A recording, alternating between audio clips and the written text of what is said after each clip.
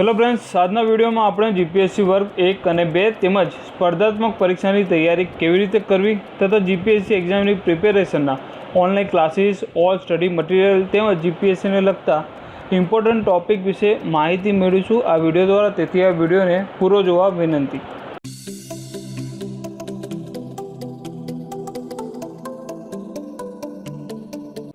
તો પહેલાં આપણે જાણીશું જીપીએસસી એક્ઝામ શું છે, તેની તૈયારી કેવી રીતે કરવી, પાસ થવા માટે પુસ્તકો કયા વાંચવા, મટીરિયલ ક્યાંથી મેળવીશું વગેરે આ વિડીયોમાં તમને ઇમ્પોર્ટન્ટ જીપીએસસીને લગતી ઇમ્પોર્ટન્ટ માહિતી મળી રહેશે. જેથી આ વિડીયોને પૂરો જોવા વિનંતી. આજકાલ નાની મોટી બધી જ એક્ઝામમાં ખૂબ જ કોમ્પિટિશન જોવા મળે છે. તો જીપીએસસી અથવા કોમ્પિટિટિવ એક્ઝામ સરકારી જોબ માટેની એક્ઝામમાં તમારે ભારે મહેનત કરવાની જરૂર રહેશે, સ્માર્ટનેસની જરૂર પડશે. તેમાં પણ જીપીએસસી ક્લાસ 1 અને ક્લાસ 2 માટેની વિવિધ વિભાગોની સન્માનજનક મોભાવાળી નોકરી માટે તમારે ખૂબ જ સાવચેતીને તૈયારી કરવાની રહેશે. તો આજથી જ તેની તૈયારી આપણે આ વિડીયો જોઈને શરૂ કરી શકો છો. What is GPSC exam? GPSC exam શું છે?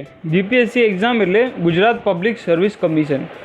રાજ્ય સ્તરે જાહેર સેવાઓ માટે ઉચ્ચ હોદ્દાઓ પરના અધિકારીઓની પસંદગી જીપીએસસી દ્વારા કરાય છે.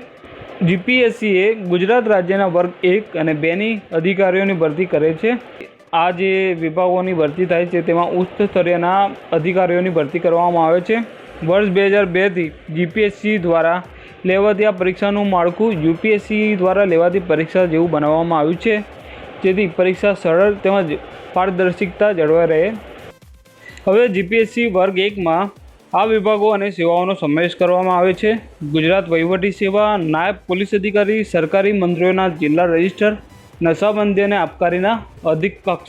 અને જીપીએસસી વર્ગ 2માં આ વિભાગો અને સેવાઓનો સમાવેશ કરવામાં આવે છે.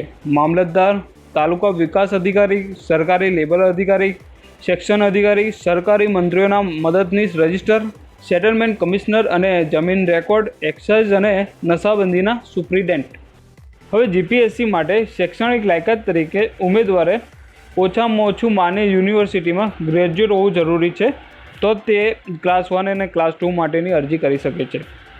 વય મર્યાદા ઓછામાં ઓછી 25 વર્ષ અને વધુમાં વધુ 30 વર્ષ જોઈએ. વય મર્યાદા છૂટછાટની દ્રષ્ટિએ ગુજરાતના ઉમેદવારોને 5 વર્ષ, દરેક મહિલા ઉમેદવારોને 5 વર્ષ, શારીરિક ખોડખાંપણ ધરાવતા ઉમેદવારોને 10 વર્ષ તેમજ વધુમાં વધુ છૂટછાટ 45 વર્ષ સુધીની રહેશે. જીપીએસસીની એક્ઝામને 3 સ્તરીય પરીક્ષામાં વિભાજિત કરેલી છે. પહેલી પ્રિલિમિનરી એક્ઝામ, બીજી મેન એક્ઝામ, ત્રીજી ઇન્ટરવ્યૂ. આ 3 સ્ટેપ દ્વારા આપણે જીપીએસસીના અધિકારી માટેની એક્ઝામને પાસ કરવાનું રહેશે. પ્રિલિમિનરી એક્ઝામ પ્રાથમિક એક્ઝામ એ એમસીક્યુ ઓબ્જેક્ટિવ ટાઈપ રહે છે, જેમાં 2 પેપરમાં ટોટલ 400 માર્ક્સ લઈને પરીક્ષા લેવામાં આવે છે. એન્જિનિયરિંગમાં અભ્યાસ કરતા વિદ્યાર્થીઓ માટે આ પ્રાથમિક પરીક્ષા પાસ કરવું ખૂબ જ ઇઝી સહેલું રહેશે. અહીં બતાવેલા અભ્યાસક્રમને સિલેબસને ફક્ત નોલેજ માટે બતાવવામાં આવેલું છે. જે તે વિભાગોની પરીક્ષા લે કે એનો સિલેબસ તમારે જીપીએસસીની ઓરિજિનલ વેબસાઇટ પર જોઈને તે પ્રમાણેની તૈયારી કરવાની રહેશે.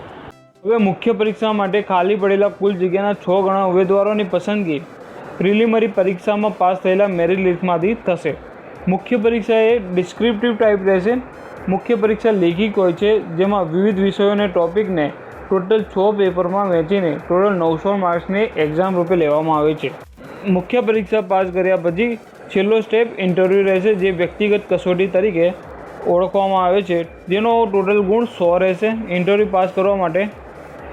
માટે ખાલી પડેલા કુલ જગ્યાના 3 ગણા ઉમેદવારોની પસંદગી થશે. આ પસંદગી મુખ્ય પરીક્ષાના મેરિટ લિસ્ટમાંથી થશે. જીપીએસસીની પ્રાથમિક અને મુખ્ય પરીક્ષા માટેની તૈયારી તમારે આ પુસ્તકો દ્વારા વાંચન શરૂ કરવું જોઈએ.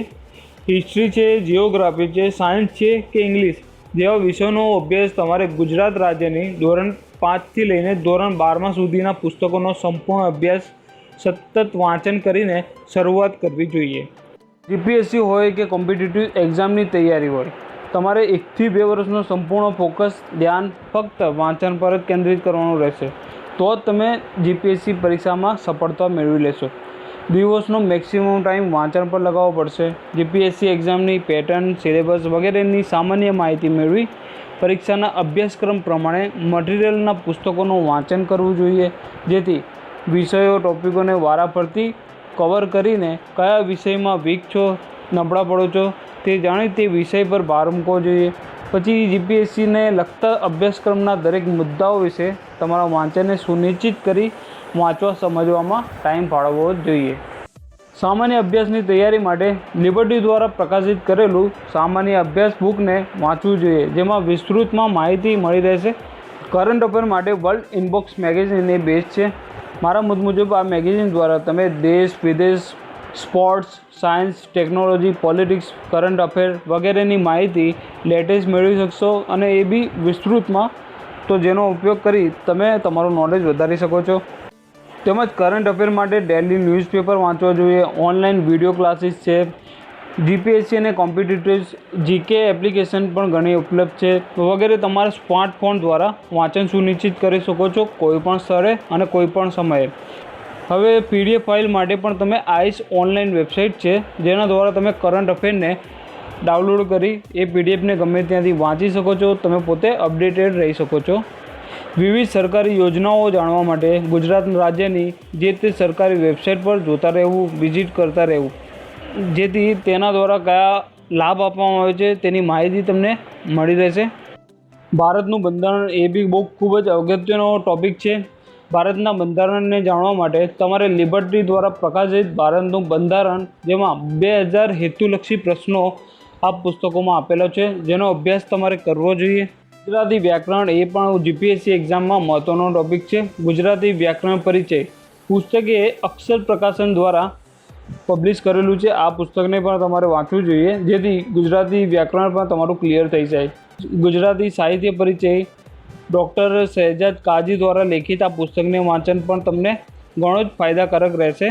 હવે કોલ લેટર છે, ગવર્મેન્ટ જોબ ઓપનિંગ છે, એડમિટ કાર્ડ છે, સ્ટડી મટીરિયલ છે, પેપર સોલ્યુશન છે, ઓલ્ડ પેપર છે, વન લાઇનર, MCQ છે વગેરેની જાણકારી તમે marugujarat.com છે, rjjadeja.com છે, divyabhaskar.com છે, kpparma.com, એજ્યુસફર જેવી વેબસાઇટ દ્વારા ઓનલાઈન ફ્રીમાં માહિતી મેળવી આ વેબસાઇટો સાથે તમારે જોડાઈ રહેવું જોઈએ, જેથી તમારો નોલેજ વધે અને કોઈ પણ એવી એક્ઝામ છૂટી ના જાય જેનું તમારે ફોર્મ ભરવું હોય, કોલ લેટર બાકી હોય, એક્ઝામની ડેટ આવી ગઈ હોય વગેરેની તમે અપડેટેડ રહી શકો છો આ વેબસાઇટ સાથે જોડાઈને. અને હવે લાસ્ટમાં તમને જણાવીશ કે આ પુસ્તકોની માહિતી સિવાય પણ તમે આ 10 યુટ્યુબ ચેનલો સાથે જોડાઈને તેમના માધ્યમથી ગુજરાતીમાં સરળતાથી જીપીએસસી એક્ઝામની પ્રિપેરેશન અથવા કોમ્પિટિટિવ એક્ઝામ વિશેની માહિતી અને માર્ગદર્શન મેળવી તમારા જ્ઞાનમાં વધારો કરી શકો છો. આ સિવાય પણ તમે આ ચેનલો દ્વારા CCC એક્ઝામ હોય, કોમ્પ્યુટરની માહિતી હોય, ગુજરાતનો ઇતિહાસ હોય, ગવર્મેન્ટ યોજનાઓ હોય, ભારતનું બંધારણ છે, ગુજરાતીમાં જીકે છે, ગુજરાતી ટાઈપિંગ વગેરે જેવી વિસ્તૃત માહિતી મેળવી શકો છો, જેથી આજે જ આ યુટ્યુબ ચેનલો સાથે જોડાઈ તમારા નોલેજમાં વધારો કરો. તેમની સાથે જોડાઈ રહો, જેથી તમે અપડેટેડ રહી શકો છો.